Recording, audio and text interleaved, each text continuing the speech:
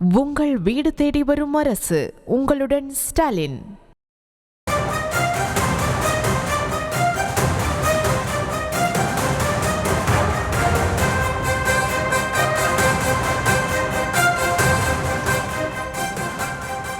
அண்மை செய்தியாக பார்த்து வருகிறோம். நாமக்கல் மாவட்டத்தில் வறுமையில் உள்ள பெண்களை குறிவைத்து கிட்னி திருடும் சம்பவம் நியூஸ் தமிழ் வாயிலாக அம்பலமான நிலையில் தற்போது அந்த கிட்னி புரோக்கர் ஆனந்தன் மீது நடவடிக்கை பாயுமா என்ற கேள்வியும் எழுந்திருக்கிறது.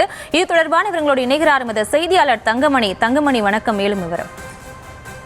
வணக்கம். நாமக்கல் மாவட்டம் பள்ளிப்பாளையம் மற்றும் குமராபாளையம் சுற்றுவட்டார பகுதிகளில் விசைத்தறி கூலி தொழிலாளர்களை குறிவைத்து, அதாவது குறிப்பாக பெண்களை குறிவைத்து இந்த கிட்னி விற்பனை என்பது படுஜோராக நடைபெற்று வருகிறது. குறிப்பாக அதே சமயத்தில் திருச்சி மாவட்டத்தைச் சார்ந்த பிரபல மருத்துவமனையான தனலட்சுமி சீனிவாசன் மற்றும் சித்தார் மருத்துவமனைகளில்தான் இந்த கிட்னி எடுக்கப்பட்டது என்பது குறித்து அந்த கிட்னியை விற்பனை செய்த பெண்களே வாக்குமூலம் அளித்திருக்கின்றனர். இந்த நிலையில தற்போது காலை முதலே இருந்து வருவாய்த்துறையினர், சுகாதாரத்துறையினர், காவல்துறையினர் என்ற 3 பிரிவுகளாக பிரிந்து விசாரணையை தீவிரப்படுத்தியிருந்தனர். அதே சமயத்தில் தொடர்ந்து காவல் நிலையம், மருத்துவமனைகளில் அவர்கள் விசாரணைகளை முடித்த பின்பு அங்கிருக்கின்ற ஆலம்பாளையம், ஆயக்காட்டூர் பகுதியில் இருக்கின்ற புரோக்கர் ஆனந்தன், அதாவது இவர் திராவிட ஆனந்தன் என்பதும், குறிப்பாக இவர் திராவிட முன்னேற்ற கழகத்தினுடைய கழக பேச்சாளராக விளங்கி வருகின்றார். அதுவும் ஆலம்பாளையம் பேரூர் திமுகவில் இருக்கின்ற கழக பேச்சாளராக தற்போது இவர் செயல்பட்டுக் கொண்டிருக்கின்றார்.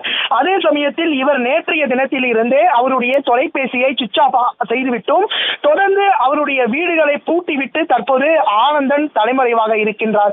அதே சமயத்தில் மற்றொருவரும் காவல்துறையினரும் சரி, சுகாதாரத்துறையினரும் அவர்களை தேடி வருகின்றனர். ஆனந்தன் தற்போது திருப்பூரில் இருப்பதாக கூறப்படுகிறது. அதே சமயத்தில் அவருடைய வீட்டில் சட்டவிரோதமான அந்த கிட்னிகளை எடுப்பதற்கு பயன்படுத்தப்பட்ட ஆவணங்கள் இருப்பதாகவும், அதே சமயத்தில் அரசினுடைய முத்திரைகள், சீல் சட்டைகள் இருப்பதாகவும் தற்போது தகவல் என்பது வெளியாகி இருக்கின்றது.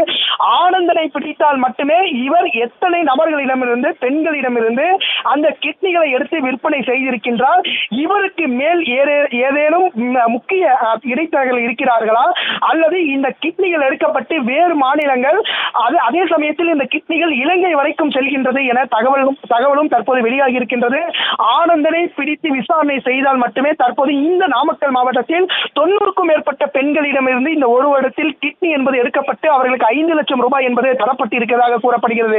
உடனடியாக இந்த ஆனந்தன் திமுகவில் இருந்து செயல்பட்டு வந்தாலும் கூட இவர் தன்னிச்சையாக ஒரு வீட்டில் தங்கிக் கொண்டு அந்த வீட்டினை பயன்படுத்தி அவர்களிடமிருந்து பண ஆசை காட்டி அவர்களிடம் கிட்னிகளை தற்போது பறித்திருக்கின்றார். உடனடியாக இவர் மீது புகார் எழுந்த வண்ணம் மட்டுமே இவர் மீது நடவடிக்கை எடுக்கப்படும் என்று காவல்துறை தரப்பில் சொல்லப்படுகிறது. ஆனால் இந்த கிட்னி எடுத்த பெண்கள் ஒருபோதும் அவர்களிடம் சென்று புகார் அளிக்க மாட்டார்கள். ஏனென்று குறிப்பிட்டால் இவர்கள் தன்னுடைய மான பிரச்சனை, அதே சமயத்தில் தாங்கள் கிட்னியை விற்பனை செய்தால் என்ற தகவல் தெரிந்தால் உடனடியாக எங்கள் மீது நடவடிக்கை எடுக்கப்படும் என்ற ஒரு பயத்தில் தான் இந்த 2 பெண்களும் இருக்கின்றனர். உடனடியாக ஆனந்தன் மீது நடவடிக்கை எடுத்து இதற்கு மேல் எத்தனை இடைத்தரகர்கள் இருக்கிறார்கள், மேலும் மருத்துவமனைகளில் இந்த 2 மருத்துவமனைகளை தவிர வேறு ஏதேனும் மருத்துவமனைகளில் இந்த கிட்னி எடுக்கப்பட்டிருக்கிறதா என பல்வேறு கோணங்களில் விசாரணை நடத்தப்பட்டால் மட்டுமே இந்த உண்மை சம்பவங்கள் அனைத்தும் வெளியில் வரும்.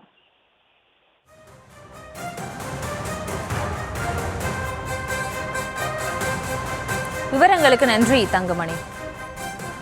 உங்கள் வீடு தேடி வரும் அரசு. உங்களுடன் ஸ்டாலின்.